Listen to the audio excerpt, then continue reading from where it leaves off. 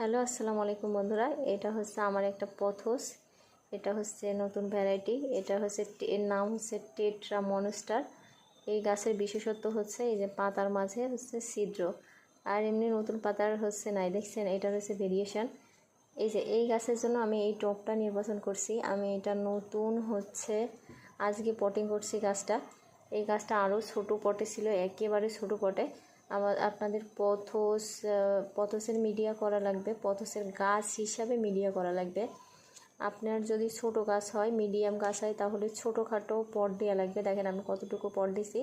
এই গাছটা আরও ছোটো পটে ছিল, এই কারণে বেশি বড় পটে দিলে হয় কি, গাছটা আপনার পথস জাতীয় যে সমস্ত ইনডোর প্লান্ট আছে এগুলো মারা যায়। এই কারণে ছোট পট নির্বাচন করা লাগে গাছ হিসাবে পট, কারণ এর শিকড় বেশি একটা ছড়ায় না। তো এই কারণে হচ্ছে আপনারা সবসময় ছোটোখাটো পট নির্বাচন করবেন। ধন্যবাদ।